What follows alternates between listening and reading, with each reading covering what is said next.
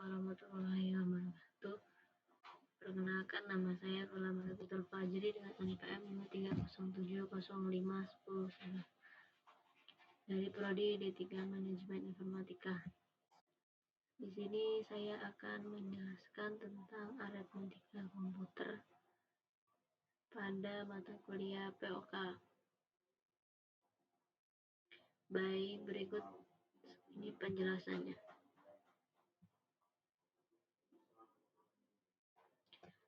ALU atau Arithmetic Logic Unit.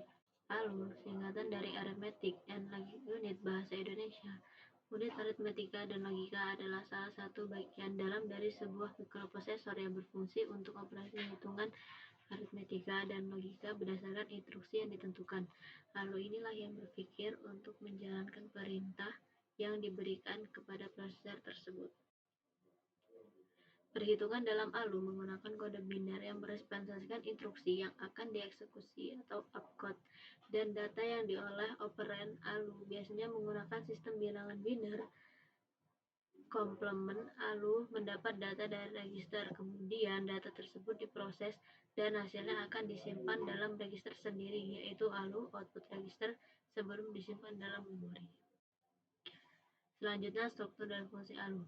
ALU memiliki berbagai komponen elektronika di dalamnya, yaitu berupa sekumpulan transistor yang dikenal dengan nama logic gate. Logic gate inilah yang berfungsi untuk melaksanakan operasi aritmatika dan operasi logika. Kumpulan susunan dari logic gate dapat melakukan perintah perhitungan matematika yang lebih kompleks, seperti perintah ADD untuk menambah bilangan atau %id atau pembagian dari suatu bilangan. ALU sering disebut mesin bahasa karena bagian ini ALU terdiri dari dua bagian, yaitu unit aritmatika dan unit logika boolean yang masing-masing memiliki spesifikasi tugas tersendiri. Selanjutnya, tugas ALU atau Arithmetic and Logic Unit. Tugas utama dari ALU adalah melakukan semua perhitungan aritmatika atau matematika yang terjadi sesuai dengan instruksi program.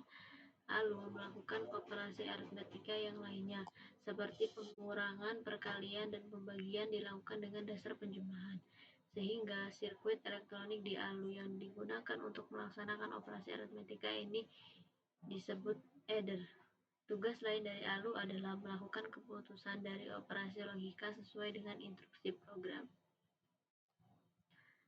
Selanjutnya, logical operation.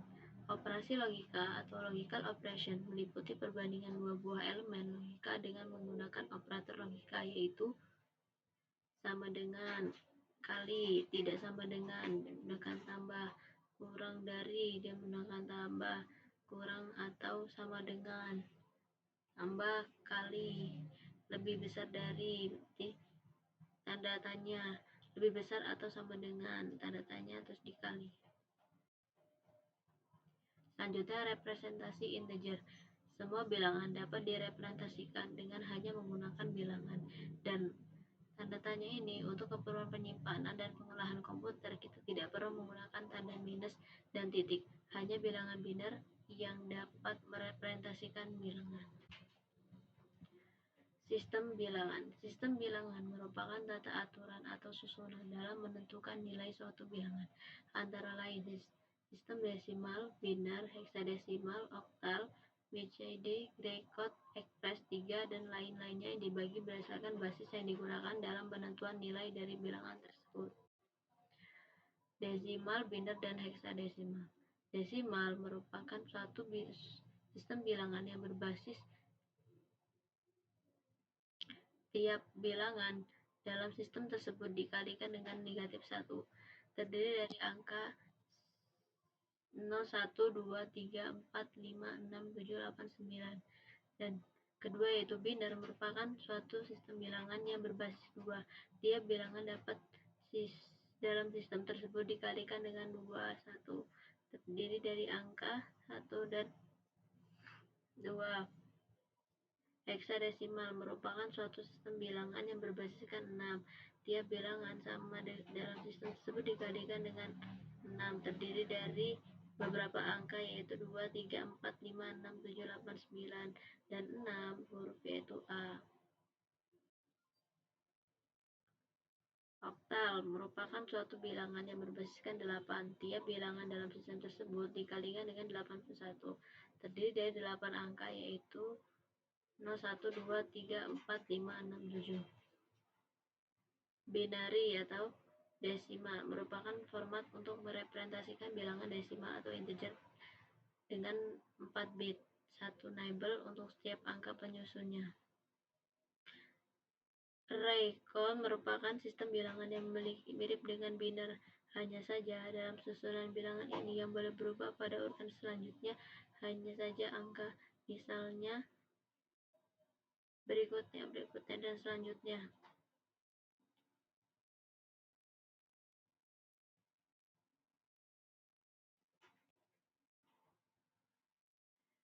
Representasi nilai tanda. Penggunaan integer tidak cukup untuk mempresentasikan bilangan integer negatif dan juga bilangan positif integer. Karena itu, terdapat beberapa representasi lainnya meliputi perlakuan terhadap bit yang paling berarti paling kiri di dalam sebagai bit tanda. Apabila bit paling kiri sama dengan 0, maka suatu bilangan adalah positif. Sedangkan bit paling kiri sama dengan, maka bilangan bernilai negatif. Integer aritmatika. Representasi integer logisip negatif, positif atau negatif dalam bilangan.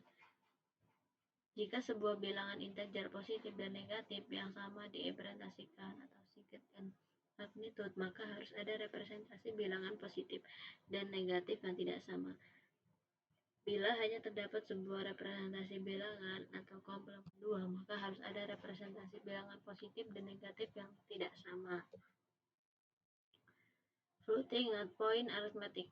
Bentuk bilangan floating point. Bilangan floating point memiliki bentuk umum, di mana M disebut juga dengan mantissa, mewakili bilangan pecahan dan umumnya diskonversi ke bilangan binernya.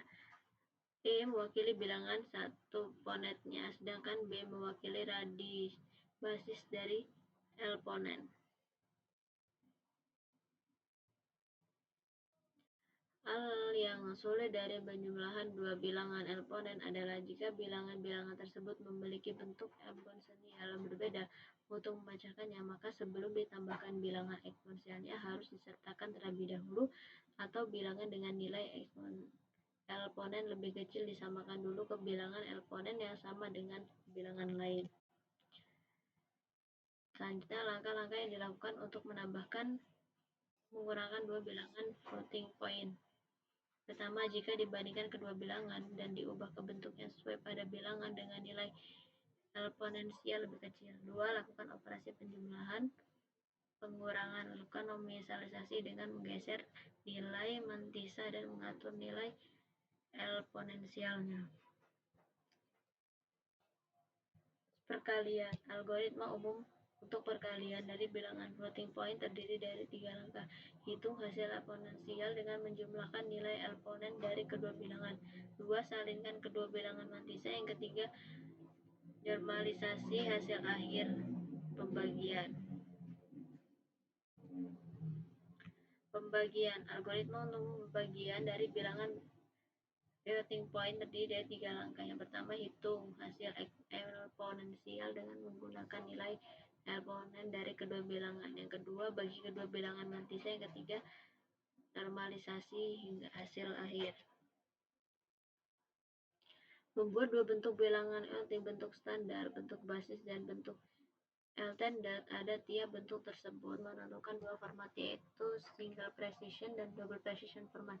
Single precision format adalah model 322, sedangkan double precision format adalah 64 bit. Ada single alternate format setidaknya menggunakan 44 bit. Baik, itu saja penjelasan dari saya. Kurang lebihnya saya mohon maaf. Saya akhiri. Wassalamualaikum warahmatullahi wabarakatuh.